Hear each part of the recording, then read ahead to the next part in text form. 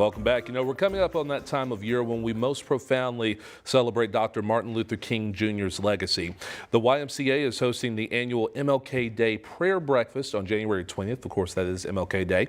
We've got Cameron Nicholson with the YMCA of Greater Des Moines. He's here to tell us about it. Cameron, first of all, thank you for joining us, sir. Thank you for having me. I appreciate the opportunity. Absolutely. So I just want to start very general. So tell us a little bit about the prayer breakfast for people who may have never attended. Yeah, it's on MLK Day, January 20th. Early risers, come on out. It's at 7:30 a.m. It will be located on the Drake University campus at the Olmsted Center in Parents Hall.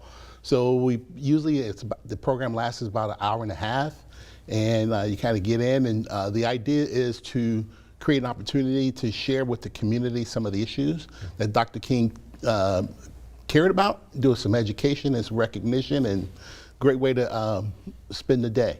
And when you talk about those issues, for people who may not even be familiar, because I know there are people who they're learning more, especially kids out there, they're learning more about it. What are some of those issues that are most important that Dr. King really focused on? Well, I'll speak to this year's theme. Each year we try to have a theme.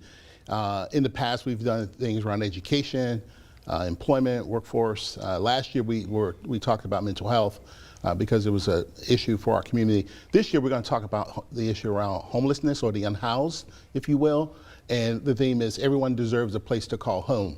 And what people may or may not know about the Y is that we have a branch in downtown Des Moines that we have housing for 140 residents who otherwise would be homeless. And not only do we provide them a place to stay, but we provide wraparound services, so the reasons why they became homelessness, we can help them address it. And I think that's so important because, you know, we just had some research that came out recently showing how homelessness has really spiked across the country. And so, I mean, this is really speaking to that cause, right?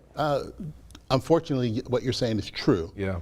And I think it's a community-wide issue that a lot of great folks in our community are coming together to try to solve the problem.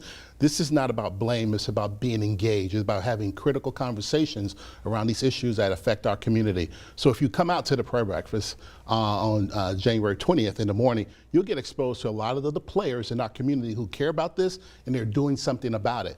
And at the end of the day, what we want to do is inspire people who come to know more about the issue, but figure out ways in which they can get involved. As a resident, as a business, as a community leader, as a nonprofit, what's my role in helping to solve this problem for our region? And my last question before we wrap up, and just really quickly, and it's really hard to say this quickly, how important is it to just keep Dr. King's legacy out there at the forefront, especially in 2025? I think in 2025, I don't want to talk about just what the recent major global issues are, but I think his message is around love, right? He was a preacher, he was a reverend, and his faith led him to get engaged in a lot of issues in our society. And I think the most important thing people should remember, what I try to remember, is that he came from a place of love, that we solve these issues because we love each other. And it's about the beloved community that we should try to do our very best to put, to bring everybody together. And that's the message we'll certainly hear there at the breakfast on January 20th. Where can people get more information? You go to the YMCA website, dmymca.org/MLK. Sounds great. All right, Cameron, appreciate your time, sir. Appreciate you as well. You bet.